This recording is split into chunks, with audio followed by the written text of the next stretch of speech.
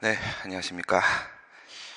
2013년도 법학전문대학원 협의회 모의시험 1차 시험입니다. 11번 정보공개제도에 관한 설명 중에 옳은 것은 두 개나 꺼있네.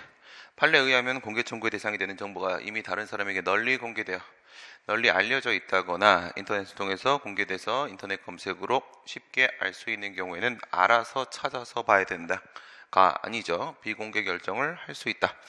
비공개 결정을 할 수 있는 사유에 해당을 하지 않습니다. 얘는 정보공개법, 정보공개법 제9조 1항, 9조 1항 단서 제1호, 1에서 8호, 1에서 8호의 사유가 아닌 이상 안 됩니다.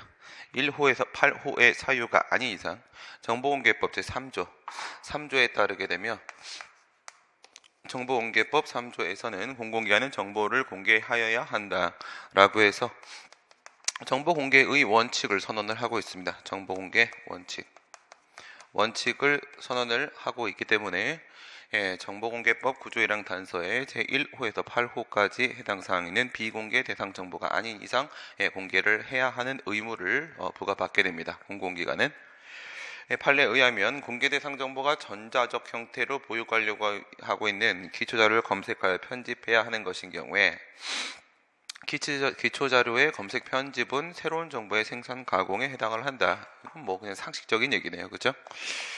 단순한 검색과 편집을 두고 새로운 정보라고 말을 할 수는 없겠죠. 큰 의미가 없는 부분이고요.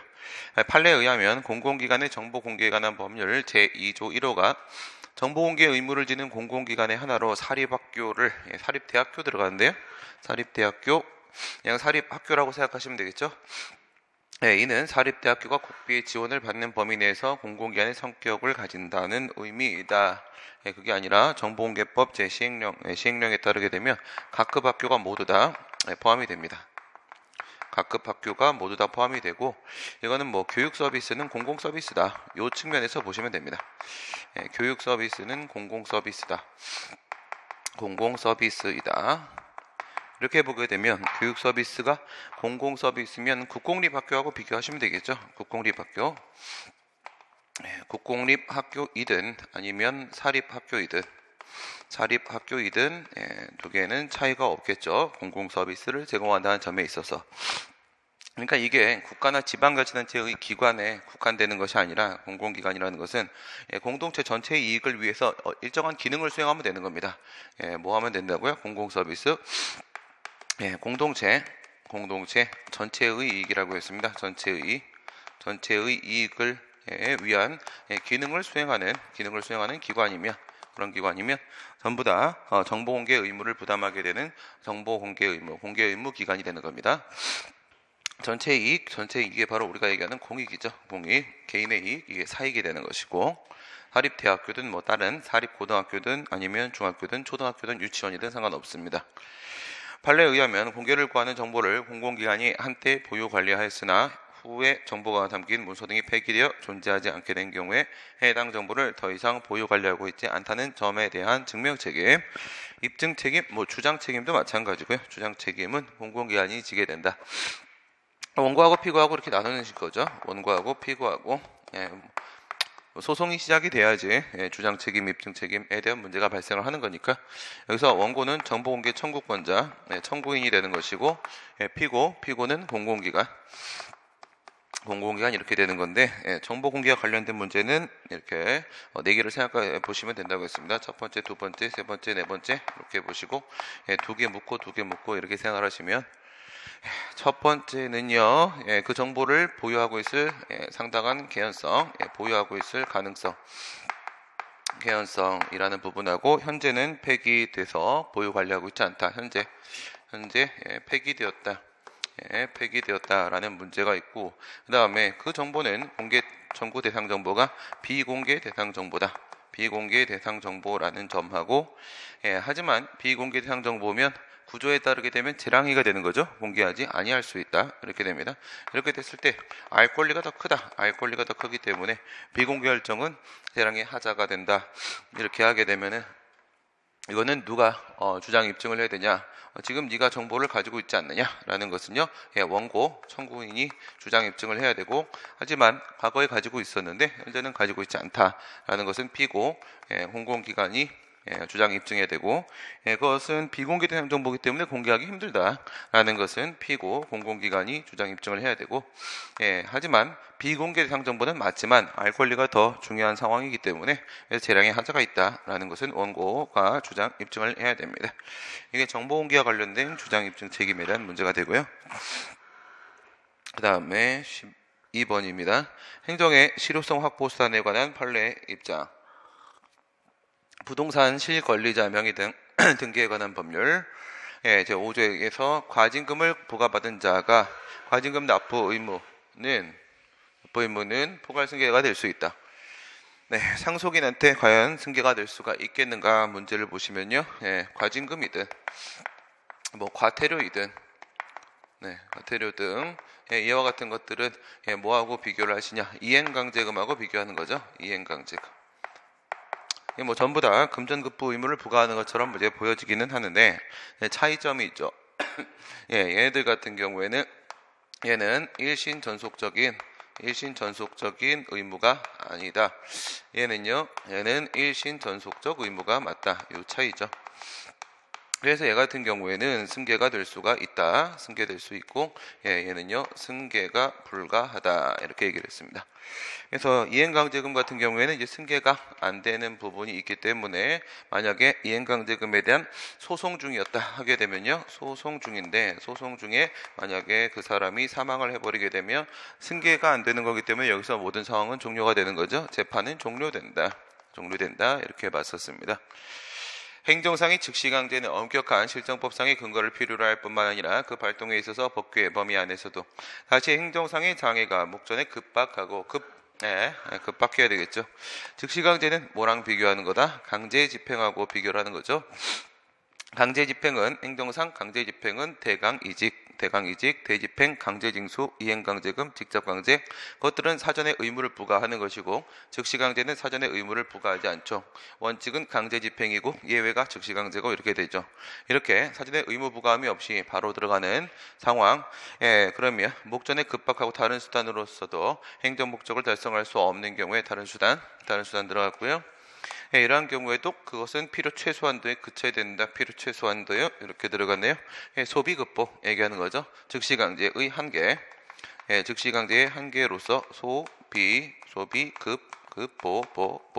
이렇게 되는 겁니다. 소는 소극성 얘기하는 거고, 비례성, 급박성, 보충성 이거가 되는 겁니다. 소비가 아주 이제 급해가지고요. 급하다고 보고를 받았어요. 그래서 즉시강제 들어갔습니다. 소비가 아주 급하다고 지금 보고를 받아가지고 그래서 즉시강제를 들어갔죠. 이게 즉시강제 실태상 한계.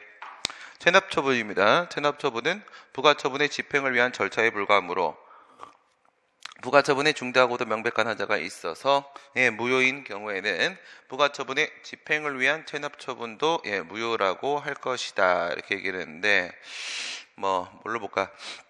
당연히 무효가 되는 거긴 한데요. 어떻게 봐야 돼요? 과세처분 이렇게 들어갈까요? 과세처분. 과세처분이 있는데 여기 강제징수를 들어가죠. 강제징수 들어가는데 독촉, 그 다음에 플러스 체납처분 절차 이렇게 가겠죠. 그 다음에 여기서 체납처분 절차는요. 체납처분 절차는 독촉, 압류 플러스 공매 플러스 청산 이렇게 들어갈 테고요. 여기서 앞에 있는 과세처분, 부가처분이 과세처분 등 하여튼간 부가처분이 무효다.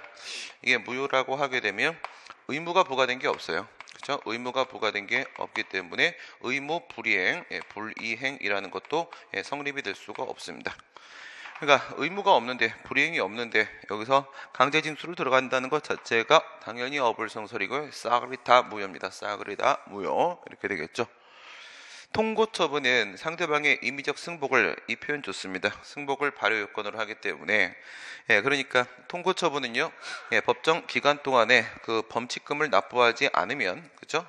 납부하지 않게 되면은 그 효력이 실효되지 않습니까? 실효가 돼버립니다. 뭐 하면요? 납부하지 않으면 그냥 안 내면 됩니다. 그죠? 범칙금 그냥 안 내면 되고, 안 내면 그냥 바로 실효가 되는 거기 때문에 그 자체만으로 통고 이행을 강제하거나 상대방에게 아무런 권리 의무를 형성하지 않는다. 그러니까 이게 범칙금 납부 의무를 부과하였다, 범칙금 납부 의무가 부과되었다라고 볼 수가 없다는 것이죠. 범칙금을 부과하기는 했지만 의무가 부과되지는 않는다. 아주 특이한 얘기죠. 범칙금을 부과했는데 의무가 부과되지는 않아요. 의무가 뭐기 때문에 임의적 승복을 발효 요건을 하기 때문에 납부하지 않으면 자동 실효가 되기 때문에 행정심판이나 행정소송의 대상으로 처분성을 부여할 수 없다. 권리 의무에 영향을 미쳐야 처분이 되는 것이고, 그래야지 행정쟁송의 대상이 될 수가 있는 것이죠. 그냥 납부하지 않으면 되는 것이고요. 그렇게 되면 이제 경찰서장이나 세관장 등이 그에 대해서 고발을 하겠죠. 통고 처분을 부과할 것인가 아니면은 고발을 할 것인가에 대한 문제는요, 역시 재량이 됩니다. 행정청의 재량. 과태료와 같은 행정질서벌은 방금 전 위에 건 행정 형벌, 밑에 건 행정 질서벌, 과태료, 행정질서 유지를 위한 의무의 위반이라는 객관적 사실에 대하여 과하는 제재이므로 반드시 현실적인 행위자에게 부과된다. 이거는 법에도 나와 있어요. 이거는 정보개법에 그 질서위반 행위규제법 제11조에 보게 되면요, 종업원의 잘못에 대해서 그 사용자한테 과태료 부과할 수 있잖아요. 현실적인 행위자가 아니라 법적인 책임자한테 부과할 수도 있습니다. 사용자, 법적인 법률상 법적 책임자, 법률상 책임자에게 무엇을 부과할 수도 있다. 과태료를 부과할 수도 있죠. 뭐 이런 식의 양벌 규정은 우리 행정법규에 많이 있습니다. 반드시 직접적인 법규 위반 행위자한테 하는 것은 아니죠. 현실적인 행위자, 직접적인 법규 위반자. 요 문제 괜찮은 문제고요. 우편 배달원인 갑은 우편물 배달 차량을 이용하여 우편물 배달하던 중 교통사고를 야기를 하였다. 그런데 사고로 인하여 수취인 을에 우편물이 파손이 되었고요. 지나가던 행인병이 부상을 입게 되었습니다. 우편 배달원인 갑입니다. 그러면 갑을 이렇게 갖다 두시고, 얘가 우편 배달원 우편입니다. 우편인데 우편물을 배달하던 중에 교통사고를 야기를 했고요. 그래서 이 사고로 인해서 수취인 여기서 얘가 을한테 피해를 하나 줬고요. 얘한테 준 피해는 우편물 파손, 재산상 손해입니다. 재산상 손해가 되고, 그 다음에 지나가던 행인이 다쳤고요. 얘가 병이라는 사람한테 얘한테 부상을 입었다. 이렇게 한번 생각을 해보시게 되면, 왼쪽 같은 경우엔 재산상 손해고요. 물적 손해죠. 오른쪽 같은 경우에는요, 비재산적 법익의 침해입니다. 이건 인적 손해가 되는 것이죠. 그러면 왼쪽은요, 얘는 물적 손해다. 물적 손해입니다. 물적 손해가 되고, 그 다음에 얘는 인적 손해입니다. 인적 손해가 된다. 근데 지금 자동차 사고죠. 교통사고가 났습니다. 그러니까 여기서 이제 교통사고가 이렇게 났다. 그럼 이제 들어가 보시게 되면은 자동차 손해배상보장법이 적용되는 쪽은 어디예요? 자동차 손해배상보장법에 따른 무과실책이며 배상 책임은 인적 손해잖아요. 그렇죠? 인적 손해, 운행자성이 인정돼야 되고 인적 손해가 발생해야 된다. 그러니까 이쪽에다가는 뭐를 적용한다? 자배법, 자동차 손해배상보장법 제3조에 배상 책임이 인정되냐? 요거 이제 판단해야 되는 것이고, 이쪽은요 물적 손해잖아. 물적 손해니까 이쪽은 자배법이 아니라 여기에도 특별법이 있는 거지. 여기에도 우편법. 우편법이 얘는 이렇게 적용이 될 거다. 이 얘기입니다. 국가배상법이 적용되는 게 아니라는 거예요. 다이렉트 국가배상법 들어가는 게 아니라 이 자배법, 우편법 들어간 다음에 이쪽은 이제 얘가 어디로 넘어가? 얘는 어디로 갑니까? 얘는 국배법, 국배법으로 다시 넘어가는 거죠. 국배법에 따른 절차를 밟게 됩니다. 뭐 두 개를 떠올리시면 되냐면 국가배상법 제8조요. 국가배상법 제8조하고 그 다음에 2조 1항 본문 후단, 2조 1항 본문 후단에 보시게 되면 뭐라고 되어 있냐? 8조는요 다른 법률 이렇게 들어가요. 다른 법률 다른 법률이 있으면 그에 따른 거 적용 우선순위입니다. 그 다음에는 이제 다른 법률 없으면 국가배상법, 국배법 적용하고 국가배상법에 특별한 내용 없으면 그러면 그런 것은 민법 적용시켜서 해결하라 이렇게 되어 있는데 이 부분에 이제 다른 법률 여기가 자배법, 우편법 이런 게 이제 그 다른 법률이죠. 민법이 아니니까 자배법, 우편법 이렇게 들어가게 되고요. 그 다음에 이 2조 1항 본문 후단 여기에 따르게 되면 자배법상 배상 책임이 인정이 되면은 말입니다. 말입니다. 소가 아니고 누구한테 적용이 되는 거야? 누가? 국가 등 이쪽이죠. 공무원이 아니고요. 그렇죠? 국가 등한테 얘들한테 배상 책임이 인정되면 공무원한테 자배법상 배상 책임이 인정된 상황을 말하는 게 아니고 이렇게 되면 국가배상법, 국배법상 배상 책임을 인정을 하게 된다라고 되어 있죠. 국배법 이렇게 됩니다. 들어가 보시면 을은 국가를 상대로 손해배상 청구를 할 수가 있으나 국가를 상대로 손해배상 청구할 수 있나 우편물의 내용 및 종류에 따라 배상 청구가 부정될 수도 있다. 뭐 내용이 나오진 않은데요. 이 얘기는 이걸 생각하시면 되는 거예요. 여기에는 자배법, 2조 1항 본문 후단에 따라 국배법 들어갈 수가 있는데 우편법은 그렇지 않다는 말이죠. 우편법 같은 경우에는요.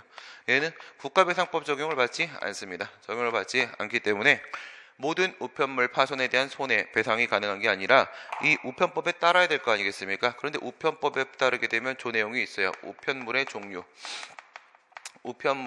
등에 따라서 손해배상이 가능한 부분이 있고 불가능한 부분이 있습니다. 여기에는 별도의 특별 규정이 있거든요. 그거를 적용시킨다. 여기서 이거 얘기하는 거야. 국가배상법이 적용되지 않는다. 이 얘기를 알고 있느냐? 자배법하고 비교해달라 이겁니다. 손해배상 청구에 대해서 우편법만 적용되고 국가배상법은 전적으로 배제된다. 이렇게 되면 또 좀 애매해지네. 이거는 자배법이 적용이 되면 그러면 자동으로 2조 1항 본문 후단에 따라서 국가배상법으로 이렇게 넘어오는 거잖아요. 이 넘어오는 건 뭐야? 2조 1항 본문 후단 이렇게 넘어오게 되는 건데 근데 지금 이것도 우리가 생각을 안 할 수가 없단 말이에요. 다른 법률에 특별한 규정이 없으면 국배법 이렇게 들어온다는 거지. 그러면 이 부분은요. 다른 법률에 특별한 규정이 있는 거야. 다른 법률에 특별한 규정이 있는 거야. 그럼 특별한 규정이 있으면 다른 법률 이거를 적용시키는 게 맞는데 요거는 뭐라고요? 이거는 2조 1항 본문 후단 처리는 안 된다는 거야. 후단 처리는 안 된다. 하지만 뭐는 가능한 거예요. 8조 처리는 가능한 거죠. 8조에 따라서 국가배상법, 국배법에 적용을 받는 거는 보충적으로 적용될 수가 있는 거잖아요. 그렇죠? 8조에 따르면 우편법에 특별한 규정 없으면 이렇게 돼서 보충적으로 국배법 또 없으면 보충적으로 민법 이렇게 갈 수 있는 거니까 국가배상법이 아예 배제된다. 이렇게 또 말하는 건 이건 또 좀 과도하죠. 이건 아니고 8조를 떠올리시면 되는 거고 그 다음에 특별한 규정이 있는 부분, 특별한 규정이 없는 부분 비교를 해놓을까? 얘 같은 경우에는 우편법에 특별한 규정이 있어요. 얘는 특별한 규정이 있으니까 그러니까 우편법 적용을 받는 거고 만약에 특별한 규정이 우편법에 없는 내용이라고 하게 되면 국가배상법으로 넘어갈 수 있습니다. 병은 국가를 상대로 손해배상 청구를 할 수가 있으며 이 경우에 갑의 과실 유무는 묻지 않는다. 병은 병 같은 경우에는 국가를 상대로 해서 손해배상 청구를 할 수가 있고 그렇죠? 국가를 상대로 그 다음에 갑의 과실 유무는 묻지 않는다. 갑의 과실 유무는 왜 그런 얘기를 하고 있는 거예요 지금? 이 얘기를 하는 것은 자배법 요거 얘기하려고 물으려고 하는 거네. 요 자배법에 있는 요 배상 책임은 무과실 책임이다. 무과실 책임을 의미하는 것이다. 이 질문을 지금 하려고 하는 것이고요.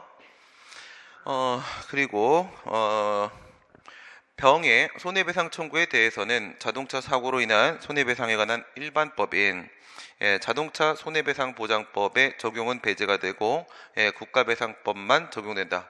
병의 손해배상 청구입니다. 병의 손해배상 청구 이쪽이고요. 자동차 사고로 인한 손해배상에 관한 일반법인 자배법의 자배법의 적용이 배제되는 게 아니죠. 자배법이 적용되는 거예요. 적용이 되고 그리고 나서 그렇게 되면 국배법으로 넘어가는 거죠. 이조이랑 본문 후단에 따라서 넘어가는 거죠. 자배법이 배제되는 게 아닙니다. 배제되면 국배법만 적용되면 과실책임 처리가 돼야 되는데 과실책임이 아니라 무과실책임 자배법을 적용하기 때문에 그렇게 되는 거죠. 이렇게 손해배상이 많아. 경찰관 갑은 순찰 차량을 이용하여 교통법규를 위반하고 도주하던 민간인 을을 추격하던 중에 을의 차량하고 충돌해서 사고가 났다. 이 사고로 갑의 옆좌석에 동승한 동료경찰관 병이 부상을 당하였다. 옳지 않은 것을 지우고 다시 이 상황을 또 그려야 되네요.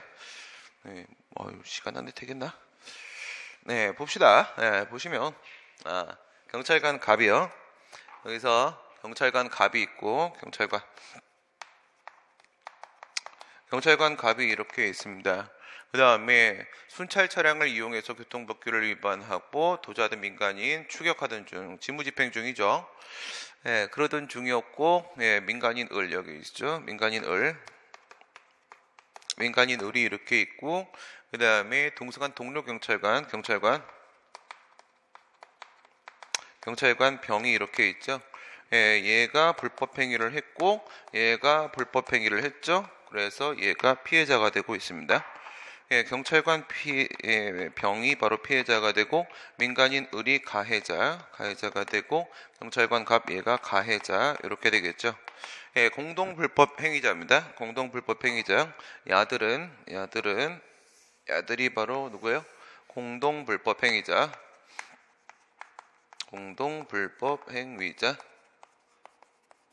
지금 되고 있는 상황이고요. 그리고 나서 옆좌석에 동승한 동료경찰관이 부상을 당했다. 봅시다. 그럼 이 경찰관 뒤쪽에 누가 있겠어요? 뒤쪽엔 국가가 있겠죠. 국가가 이렇게 있으면 대한민국이 요래 있으면 말입니다. 말이죠. 소가 아니고 그러면 요렇게 된단 말이에요. 요렇게 해서 공동불법행위 책임자 이렇게 만들어질 수 있죠. 국가공무원이 잘못하면 국가가 배상 책임지는 거니까. 판례에 의하면 이 경우에 공무원 자신의 책임은 면제되지 아니한다는 헌법 제29조 1항 2문의 후단이요. 2문의 규정에 따라서 갑은 민법상의 불법행위 책임을 질 수도 있다.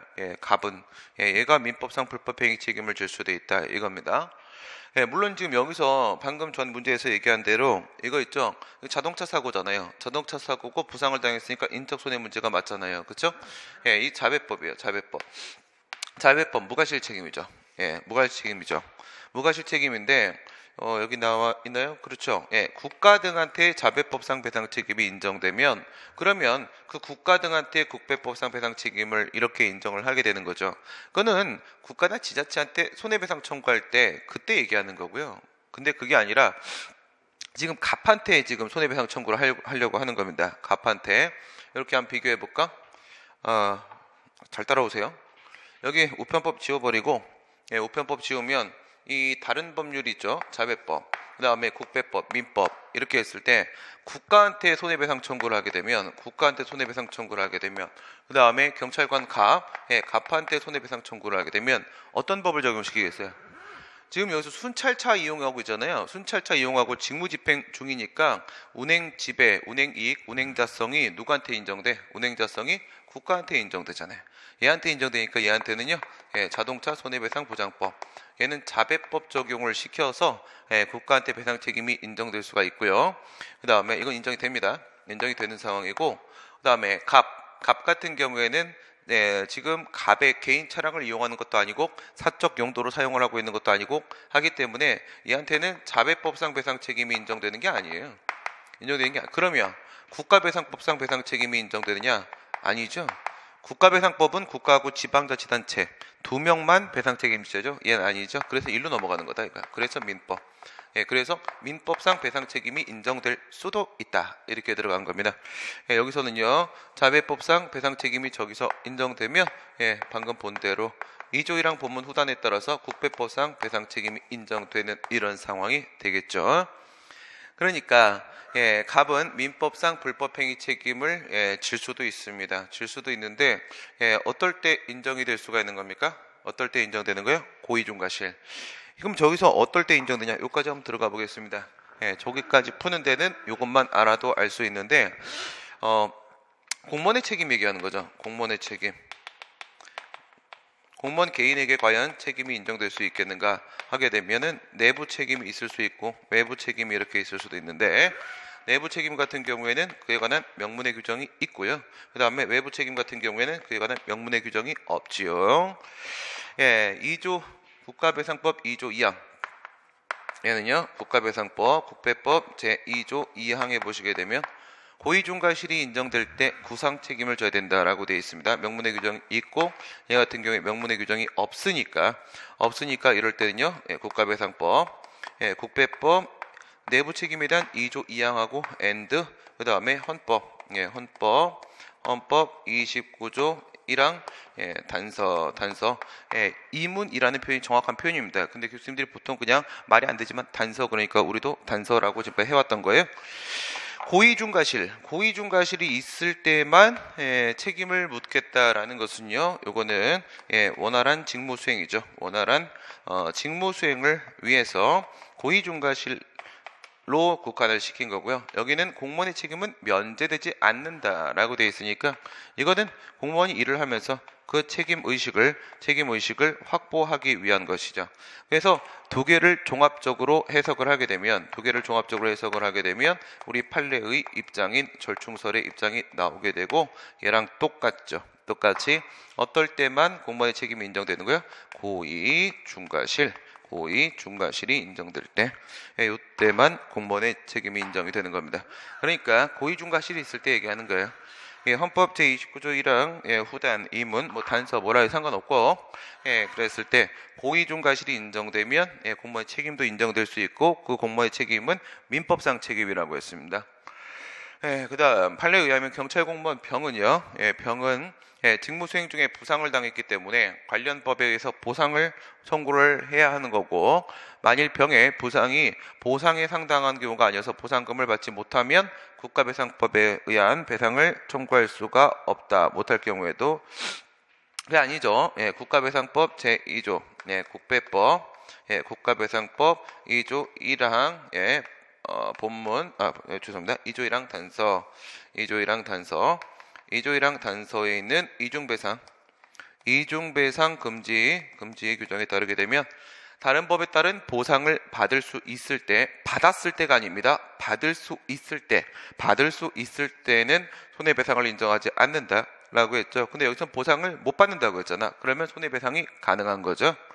판례에 의하면 병은 의뢰에 대해서 민법상 손해배상 청구를 할 수가 있으나 이쪽은 전혀 문제가 없죠. 갑에 대해서는 경우에 따라서 제한될 수 있다. 갑에 대해서는 방금 얘기한 거잖아요. 1번하고 3번하고 엮여 있습니다. 경우에 따라 제한될 수 있다라는 것은 갑의 잘못에 대해서 이게 만약 경과실이면 그에 따른 책임은 이 국가 쪽에서 지는 것이기 때문에 그럴 때는 이때는 갑에 대해서 손해배상 청구할 수가 없죠. 물론 민법상 손해배상 청구가 되는 것이고요. 아까 얘기한 대로 2조 2항 국가배상법하고 헌법 29조 1항 단서하고 종합적으로 해석을 하게 되면 절충설 고의중과실이 인정될 때만 갑에게 민법상 손해배상 청구를 할 수가 있습니다. 병이 을로부터 손해액 전체에 대한 배상을 받은 경우에 병이 을한테서 올빵, 이쪽에서 올빵 쳤습니다. 이쪽에서 얼마 줬어요? 1억 줬다. 이거지. 1억 줬다. 그래서 손해액을 1억이라고 치게 되고 1억, 이쪽에 50%, 그 다음에 이쪽에 50% 이렇게 잘못이 있다고 쳐보자 이거지. 얘가 1억을 얘한테 이제 다 줬다. 얘가 다 줬다. 대법원 판례에 의하면 을은 갑을 상대로 구상권을 행사할 수 있으나 국가에 대해서는 행사할 수 없다. 딱 꼬아놨다. 이 갑을 상대로 얘가 구상권을 행사한다. 이렇게 된다는 얘기는요, 지금 전제가 뭐가 깔린 거야? 갑에 대해서 구상권 행사할 수 있다는 건 이 고의중과실이라는 얘기예요. 고의중과실. 고의중과실. 고의중과실이 인정이 돼가지고 고의중과실이 인정돼가지고 누구하고 누구를 향할 수 있었던 상황입니까? 고의중과실이면 이쪽의 책임이 아니라 이쪽의 책임이 되는 거잖아. 그러니까 얘가 이쪽과 이쪽과 이렇게 선택적 청구를 또는 선택적 청구를 할 수 있는 상황인데, 근데 얘한테 손해배상 청구해서 얘가 전액 배상을 했다라고 하게 되면 지들 간에는 상관이 없어요. 그렇죠? 원래 이제 민법 제 760조에 따라서 공동불법행위 책임의 법리가 그대로 적용이 된단 말이야. 그런데 국가에 대해서는 행사할 수 없다. 국가에 대해서 행사할 수 없다. 이건 뭔 상황을 지금 처리를 하려고 하는 겁니까? 국가에 대해서 할 수 없다. 이거는 경과실이라는 지금 전제를 깔고 있는 거죠. 경과실이라고 하게 되면 이때는 경찰관 갑한테 손해배상 청구할 수 있는 게 아니죠. 이때는 이렇게 들어가거나 이렇게 들어가거나 이렇게 또는 들어가는 거잖아요. 또는 들어가는 건데 요 길이 막히는 거지. 요 길이 이중배상 문제로 요 길이 막혔다. 요 길이 막혔다 이거야. 막혔다라고 하게 되면은 우리 대법원은 이렇게 들어가는 구상권 행사의 길 이것도 막아버리지 않습니까? 근데 지금 단서가 사실 좀 부족합니다. 사실관계가. 그 다음 헌법재판소는 뭘 물으려고 하는지는 알겠는데 단서가 좀 많이 부족한 부분이 있고요. 요 저보 깨라고 하면 깰 수 있거든요. 문제 오류 만들 수 있는데 그냥 우리가 일반적으로 알고 있는 판례로 그냥 풉시다. 헌법재판소 의뢰 국가에 대한 구상권 행사를 부정하는 것은, 그러니까 대법원이 이렇게 됐을 때 얘가 얘한테 1억을 줬는데 50% 이쪽에서 책임져야 되는데 얘한테 구상권 행사하는 것을 막게 되면은 평등원칙에 반하는 것이다.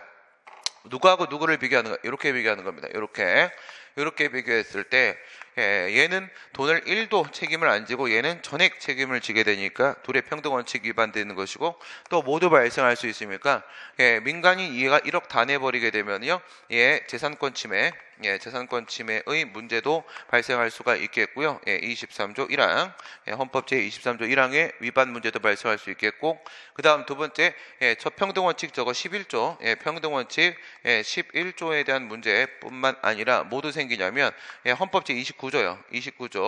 29조에 있는 손해배상 중에 이중배상 금지에 대한 규정 29조 2항이죠. 29조 2항.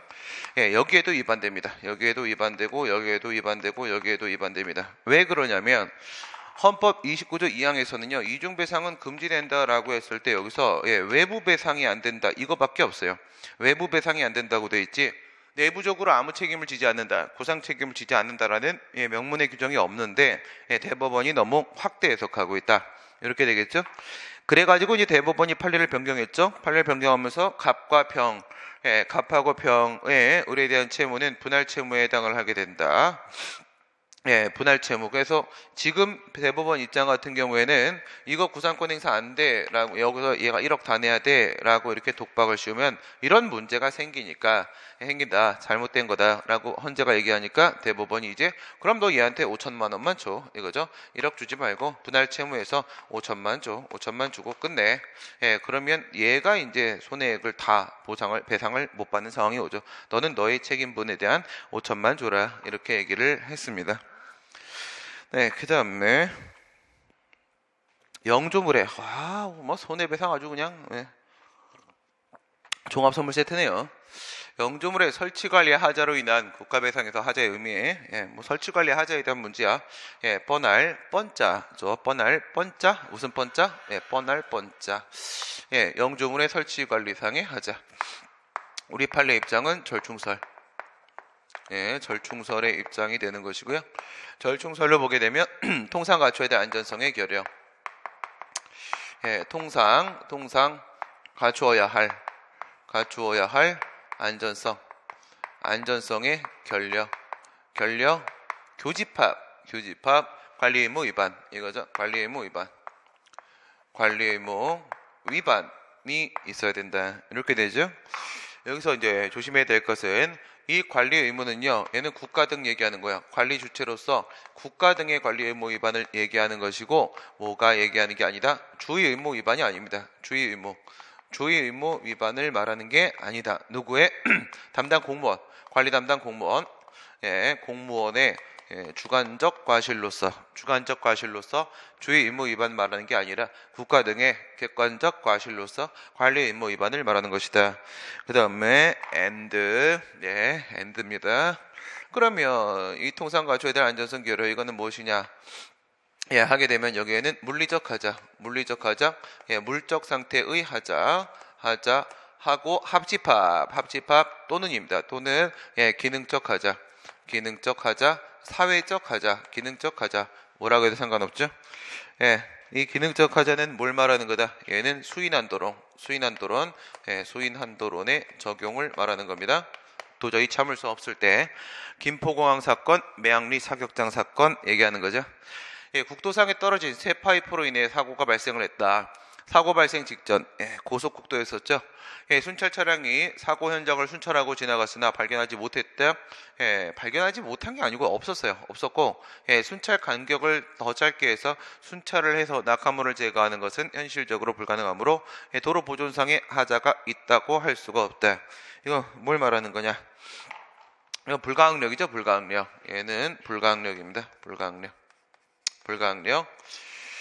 한국도로공사 얘기하는 거고요. 한국도로공사는 사실 이건 뭐야? 0조물 문제 아닙니다. 이거 5조 문제 아닙니다. 5조 문제 아니고 국가배상법 문제 아니고요. 하자의 의미와 관련된 내용으로 틀린 것은 옳지 않은 것은요. 다 옳지 않다 뭐 이렇게 할 수도 있는 거야. 5조 문제가 아니라 이건 민법 문제잖아요. 그렇죠? 이건 민법 문제입니다. 이거 민법 758조 사건이었었습니다. 이건 교수님이 뭘 잘 모르셔가지고 공부 부족으로 인한 현상이고요. 교수님 공부 좀 시켜드려야 됩니다. 이건 확실히 틀리셨고 이거는 국가배상 문제가 아니죠. 근데 뭐 그냥 똑같이 적용시키면 돼요. 법리는 똑같으니까. 불가항력 왜?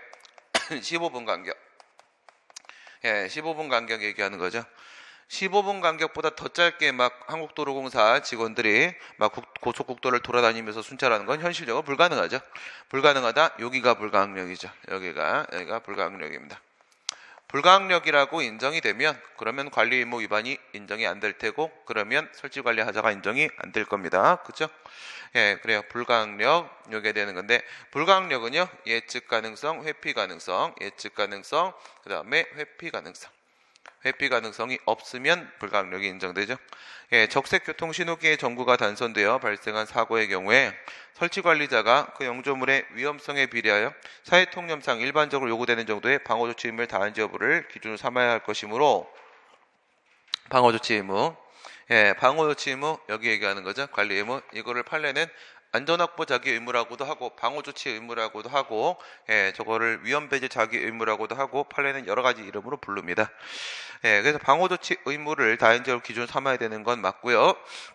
손해 발생의 예견 가능성, 회피 가능성이 없다는 이유만으로 설치관리상의 하자를 부인할 수는 없다. 부인할 수 있지요. 부인할 수 있습니다. 여기서 예측 가능성, 회피 가능성이 깨지면 불가항력이고 불가항력이면 여기로 치면 방어조치 자기 의무가 위반이 성립이 안 되고 그러면 설치관리 하자가 인정이 안 됩니다. 사격장의 경우에 기능상 소음이 발생할 수밖에 없으므로 물적 시설 자체에 물리적 외형적 흠결이나 불비로 인해서 이용자에게 위해를 끼칠 위험성이 있는 경우가 아니라면 무슨 말이야? 물리적 하자가 없다. 설령 그 소음이 수인 한도를 넘는 경우라 하더라도 하자가 있다고 볼 수 없다. 아니죠. 또는이죠. 수인 한도론 기능적 하자가 인정이 되면은 통상과초에 대한 안전성 결여가 인정되고 설치관리의 하자가 인정될 수 있다죠. 매양리 사격장 사건 얘기하는 겁니다. 고속도로의 관리상의 하자를 판단할 때 고속도로의 점유 관리자 한국도로공사 얘기하는 거죠. 역시 도로공사 이거 5조 문제 아닙니다. 5조 문제. 이건 선생님이 공부가 덜 되셔서 그러신 거고요. 도서관 가서 공부를 좀 해주시기 바라겠고요. 책을 좀 보시고 법전도 읽어주시기 바라겠습니다. 최소한 문제 출제하기 전까지는. 손해 방지에 필요한 주의를 해태했다는 주장 입증 책임은요. 해태했다. 이거 보세요. 대놓고 나왔잖아, 민법이. 그죠? 손해 방지에 필요한 주의를 해태했다. 이런 내용이 5조에 없잖아. 이게 758조에 있는 면책 사유 얘기 지금 대놓고 꺼내고 있죠. 본인이 꺼내고 있으면서 본인이 무슨 말을 하는지 모르고 계시니까 법전을 좀 읽어주셨으면 좋겠고요. 공부를 좀 더 해주셨으면 좋겠습니다. 이 부분은 뭐예요? 이건 소극적 요건이잖아요. 그죠? 소극적 요건.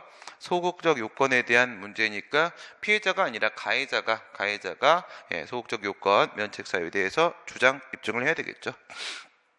네, 그다음 하정과 달리 편익 제공시설인 도로는 고도의 안전확보 자기 의무가 기대되므로 폭설로 인한 도로상 사고의 경우 안 보이네요. 고속도로뿐만 아니라 일반 도로의 경우에도 관리자는 즉시 제설 작업을 해서 도로의 안전성을 확보할 의무가 있다. 이 정도가 국가의 관리 의무다? 그건 아니죠. 전국에 있는 일반 국도를 되겠어요, 그게? 이거죠. 관리 능력. 이겁니다. 방금 우리가 얘기했던 관리 의무 위반, 그 불강력이라는 문제는 이게 이제 국가의 관리 능력이라는 거예요. 이게 국가의 관리 능력 범위에 내의 문제인가 백의 문제인가 이걸 보시는 거고, 내의 문제라고 하게 되면 여기는 이제 불가항력이 아닌 거고요. 그러면 관리 의무 위반이 발생할 수 있는 거죠. 밖의 문제라고 하게 되면 이거는 불가항력이 맞는 거고요. 그러면 의무 위반이 존재할 수가 없는 것이죠. 그러니까 국가한테 기대할 수 없는 거예요. 국가 능력을. 그럼 전국에 있는 모든 일반 국도를 공무원들이 눈이 오자마자 정확히 1초 만에 안 됩니다. 말도 안 되는 얘기를 하고 있는 거예요. 이거는 이쪽이죠. 불가항력입니다.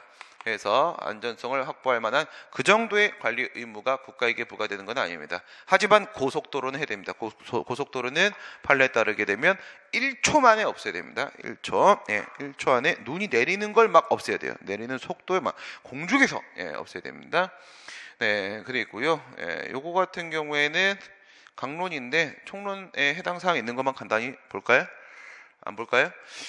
지방자치법 제22조의 법령의 범위 안에서 법령에 위반되지 않는 범위 안에서를 의미하는 것으로 조례가 법령에 위반되는 경우에는 효력이 없다. 우선 맞는 말이네요. 그렇죠?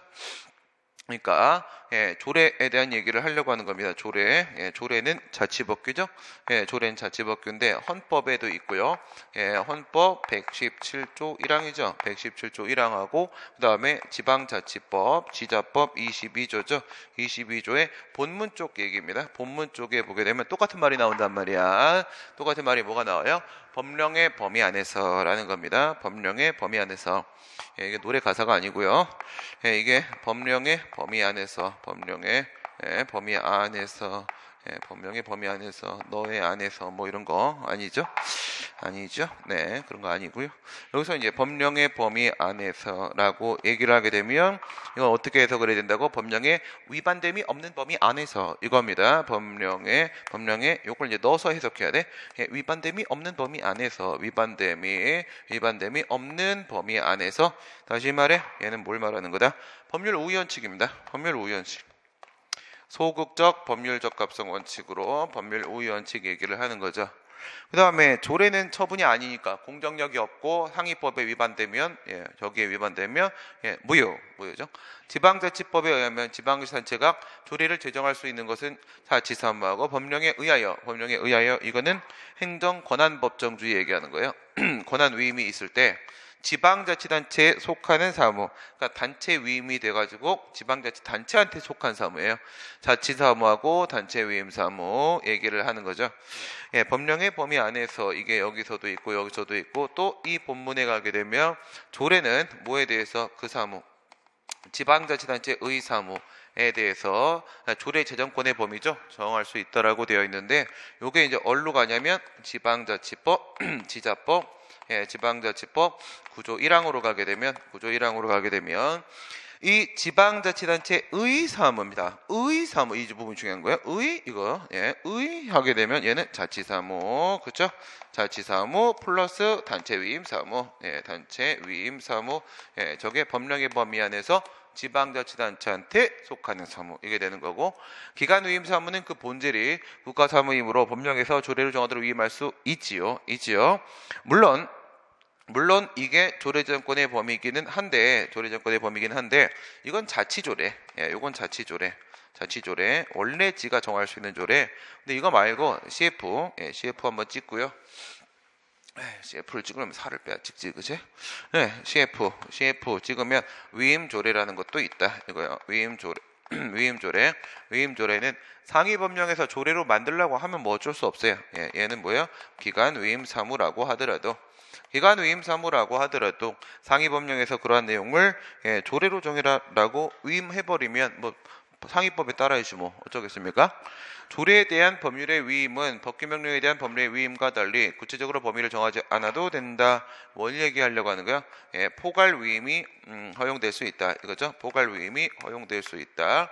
요 얘기는 지방자치법 22조 단서 얘기하는 거죠. 22조 단서. 22조 단서에 있는 권리제한 의무부가 조례 얘기하는 겁니다. 권리제한 그 다음에 의무부가 조례의 경우에는 상위 법령에 위임이 있어야 된다라고 되어 있다 이거요. 상위 법령에 위임이 있어야 된다. 그 얘기는 상위 법령에 근거가 있어야 된다. 그러니까 요 말은 뭐냐면 법률 유보 원칙입니다. 법률 유보 원칙. 요거 얘기를 하는 건데 아무리 그렇다 하더라도 얘는 지역적 범위 안에서 뭘 가지고 있기 때문에 민주적 정당성이 인정되기 때문에 지방 의원들은 민주적 정당성이 인정되기 때문에 헌법 제75조를 적용하지 않는다. 포괄적 위임 금지 원칙 적용하지 않는다. 법률에 특별한 규정이 없는 한 지방의회가 조례로서 지자체장의 고유 권한, 인사권 이런 거 지방자치법이 지자체장의 고유 권한으로 인정하고 있는 인사권 등을 침해하면 상위법 위반이에요. 법률 위반이잖아. 법률 위반. 지방자치법 위반이면 얘는 공정력 없으니까 처분하니까 무효. 이건 완전 강론. 환매권 이것도 완전 강론. 땡큐. 그다음 법률입니다. 법률에 의하면 영업에 대한 허가 권한은 A 행정청이 가지며 영업허가를 함에 있어서는 미리 B 행정청의 동의를 받아야 된다. 이건 우리가 저거 알고 있는 거하고 똑같은 거예요. 그 소방서장, 소방본부장의 동의를 받아야 된다. 그 판례 그거 이제 변형해서 나온 거거든요. 그렇게 생각하시면 돼요. 누가? 기초지방자치단체장이 기초 건축 허가권자가 그래서 누구야? 기초지방자치단체장 기초지자체장이 얘가 건축 허가권자일 때는 누가 들어가요? 소방서장 그 다음에 얘가 만약에 광역지방자치단체장 지자체장일 때는 본부장이 이제 협력기관이 됩니다. 협력기관이. 그래서 왼쪽 기관이 바로 주무행정청. 얘가 주무행정청이죠. 주무행정청. 주모가 아닙니다. 막걸리. 주무입니다. 주무. 그 다음에 얘는요. 관계행정청입니다. 관계행정청. 둘이 아주 많은 관계를 맺고 있습니다. 이렇게 되어 있단 말이에요. 이렇게 되어 있을 때 얘가 이제 동의를 해줘야 되는 거잖아요. 이 친구들이 동의를 해줘야 된다. 동의, 부동의, 동의가 필요한 거죠. 이런 걸 우리가 뭐라고 하냐? 협력을 요하는 행정행위다. 이렇게 얘기를 합니다. 협력을 요하는 행정행위. 누구의 협력을 필요로 하는 거야? 소방서장, 소방본부장 협력을 요하는 행정행위다. 이렇게 말을 한단 말이죠. A 행정청이 얘가 A 행정청이고요. B 행정청의 동의죠. B 행정청의 동의를 받지 않고 갑에게 영업 허가를 했으면 그거는 위협하다 이렇게 되는데 이거 있지 않습니까? 요걸 비교해야 되네. 협의를 거쳐야 된다. 법에 이렇게 돼 있을 때하고 그다음에 동의를 거쳐야 된다. 이렇게 돼 있을 때 이제 비교를 해보시게 되면 얘 같은 경우에는요. 얘는 뭐가 없어요. 얘는 구속력이 없습니다. 내용적 구속력이 없어요. 구속력이 없다. 그러니까 협의 대상이 되는 기관에서 그거 하지 마세요. 그래도 알았어, 나 협의 거쳐서 내 맘대로 할게. 이렇게 하면 되는데 여기서 동의 같은 경우에는 내용적 구속력이 있단 말이에요. 내용적 구속력이 그거 하지 마세요. 그러면 할 수 없습니다. 왜? 그 부분에 대한 판단 권한은 얘들이 가지고 있습니다. 그러니까 소방법에 대한 판단 권한은 얘들이 갖고 있고 건축법에 대한 판단 권한은 얘들이 갖고 있는 거잖아. 그죠? 그래서 얘 같은 경우에는 얘는 절차 요건의 문제, 그 다음에 주체 요건, 권한에 대한 문제 이렇게 들어갔을 때 네, 그래서 이럴 때는 있지 않습니까? 예, 있지 않습니까? 이건 절차 요건은 맞지만 예, 주체 요건은 아니에요. 주체 요건은 얘는요 절차 요건이면서 예, 주체 요건이기도 한 겁니다. 그러니까 이거는 아예 동의를 안 받아버리게 되면 동의 절차를 안 밟으면 그러면 절차 하자가 발생하는 거야. 근데 동의 절차를 밟았는데 그 이 소방서장 본부장이 얘기에 부동의를 했음에도 불구하고 그에 반해서 건축허가를 해버리게 되면 예, 주체하자가 발생하는 겁니다. 그러면 동의를 받지 않았다. 여기서는 아예 동의를 받지 않았다고 했으니까 절차하자가 발생한 거야. 절차하자가. 예, 그래서 영업허가를 하면 위협한 처분이 맞는 거죠. 맞는 거고 예, 비행정청의 동의 거부의 행위에 대해서 예, 갑은 관할행정심판위원회에 의미행 심판을 제기할 수가 고정 지었네. 예, 의미행 심판을 제기할 수가 없다. 예, 동의 거부 행위 있잖아요. 동의 거부 행위는 동의행위든 동의 거부 행위든 둘 다 마찬가지죠. 이 소방서장 본부장 이 친구의 동의하고 그다음에 부동의 예, 아빠 동의가 아니라 아니 붙자입니다. 예, 이렇게 하면 이 동의는 행정기관 상호 간의 행위죠. 예, 내부행위예요. 내부행위. 그러면 부동의는 역시 내부행위죠. 역시 내부행위입니다. 그러니까 둘 다 행정기관 조직 내부적 행위니까 상호 간의 행위니까 얘들은 내부행위고 예, 둘 다 무엇이 아니요? 얘들은 처분이 아닙니다. 처분이 아니니까 예, 여기에 대해서 직접 소송을 제기할 수는 없는 거고 건축허가 불허가 처분 거부 처분에 대해서 심판이나 소송을 제기해가지고 뭐를 다투려면 요거를 부동의를 다투려면 거기 들어가서 건축허가 불허가 처분에 대한 쟁송 들어가서 저 부동의를 다퉈야 되는 겁니다. 동의 거부를 직접 다이렉트로 꽂을 수는 없습니다. 예, A행정청이 영업허가를 거부한 경우에 예, 갑은 그 불허가 처분에 관한 쟁송에서 법률상의 불허가뿐만 이건 뭐예요? 여기로 칩시다. 이게 여기는 식품위생법이 뭐 법이 안 나와가지고 엉망진창이니까 예, 여기로 치게 되면 건축법상의 불허가 사유뿐만 아니라 비행정청의 부동의 사유, 즉 예, 비행정청이 부동의한 게 잘못됐다라고 주장하는 부분, 예, 소방법상의 위법 사유도 같이 주장해서 다툴 수가 있겠죠. 네, 있겠죠. 예, 그 다음에 예, A행정청이 영업허가를 거부를 했고 갑이 그 불허가 처분에 대한 취소를 제기를 해서 인용 판결이 확정되면 그 판결의 기속력은 B행정청에게도 미친다. 그러니까 지금 뭐라고 했어요? 소송의 대상은 얘네들이에요. 소송의 대상은 피고가 얘란 말이에요. 얘네들, 그죠? 얘들이 피고죠. 얘들이 한 건축허가 거부 처분, 불허가 처분에 대해서 소송을 제기한단 말이야. 얘들한테 이렇게 소송을 제기를 하게 된다. 그럼 얘들은 뭐가 되는 거야? 관계행정청이죠. 관계행정청. 예, 요거는 예, 행정소송법 30조 1항의 기속력의 주관적 범위에 피고 처분청뿐만 아니라 관계청도 포함된다라고 되어 있죠. A행정청이 B행정청의 동의 거부를 이유로 영업허가를 거부한 경우에 예, 부동의가 나왔고 그래서 건축허가 거부가 나올 수밖에 없죠. 예, 뭐가 인정되니까 내용적 구속력이 인정이 되니까 예, 갑은 A행정청과 B행정청을 공동 피고로 해서 취소를 제기할 수 있다. 예, 공동 피고로 해서 소송을 제기하게 되면 얘가 포함된다는 거잖아요. 얘가 피고가 된다는 것은 무슨 말이야? 부동의에 대해서 소송을 제기하는 상황이 예, 온다. 그 얘기가 되는 건데 그렇지 않죠. 예, A행정청 얘만을 상대로 해서 예, 소송을 제기를 해야 되는 것이겠습니다. 네, 그 다음 보시게 되면 마지막 문제입니다. 네, 단란주점을 영업하던 중에 단란주점, 단란한 곳이죠. 아주 단란합니다. 네, A행정청으로부터 식품위생법 위반을 이유로 3개월의 영업정지 처분을 받았다. 갑이 A행정청을 피청구인으로 행정심판을 제기한 경우에 대한 설명입니다. 행정심판이네요. 행정심판, 방어심판이죠. A행정청이 갑에게 3개월 영업정지 처분을 하면서 행정심판 기간을 잘못 알렸답니다. 왜 그랬을까? 안타깝네. 3개월의 영업정처분 절차하자다. 이건 뭘 얘기하려고 하는 거예요?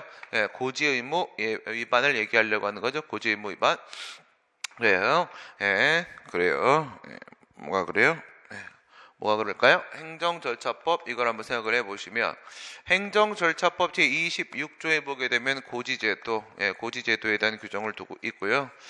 이 고지제도라는 것은 말입니다. 소가 아니고요. 얘는 뭐예요? 처분 절차입니다. 처분 절차. 그러니까 처분 절차니까 이 고지를 잘못하게 되면 이 고지 의무의 위반이 발생을 해버리게 되면 얘가 위반이 발생하잖아요.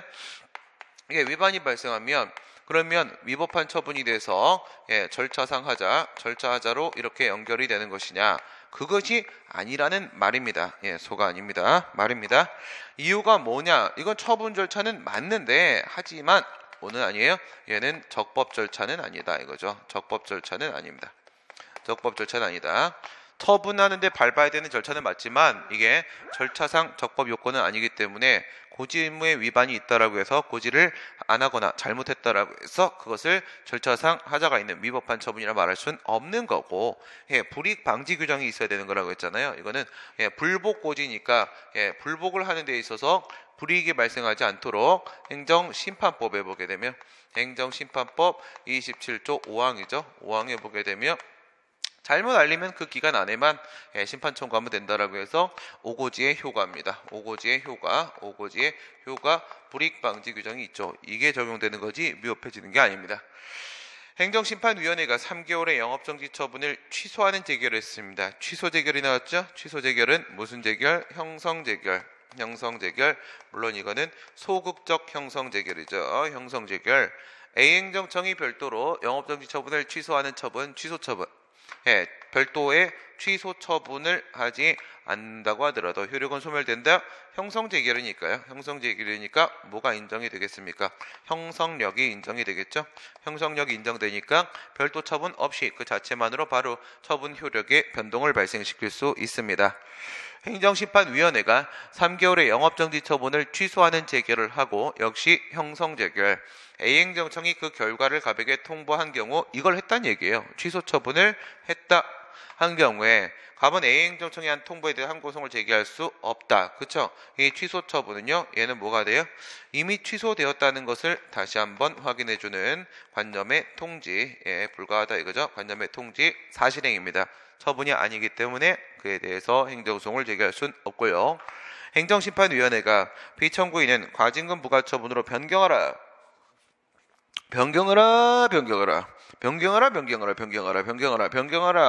라고 명령을 했다.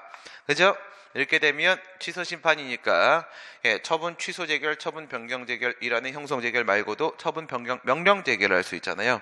예, 이건 뭐예요? 처분 변경 명령 재결, 변경 명령 재결이 나온 겁니다. 변경 명령 재결이 나오면 이건 재처분 의무 아니죠. 이건 재처분 의무 아니고 예, 요거는 일반적 기속력이 부과되는 거라고 했습니다. 뭐가 부과된다? 명령한 대로 해야죠. 명령한 대로 일반적 기속력의 부과를 받게 되고 그러면 행정청은 그에 따른 변경 처분을 해야 합니다. A행정청이 그 재결에 따라 과징금 부과 처분을 할 때까지는 종전 3개월 영업정지 처분의 효력을 그대로 유지가 되는 것이다. 왜? 얘는 명령재결이잖아. 명령재결이니까 뭐가 없습니까? 얘는 형성력이 없다. 형성력이 없으니까 그에 따른 변경 처분이 나와야만 그래야지 비로소 변경이 되는 겁니다. 예, 마지막 행정심판위원회가 형성력이 없는 거고요. 피청구인은 과징금 부과처분을 변경하라. 취재 재결을 한 경우에는 A행정 반드시 그 재결의 취지에 따라서 처분을 해야죠. 일반적 기속력. 그럼 시켰는데 안 하면 어쩌? 그죠? 시켰는데 안 하면 안 되겠죠? 예, 당연히 해야 되겠습니다. 네, 여기까지 해서 오늘 수업을 마치도록 하겠습니다. 네, 수고하셨습니다.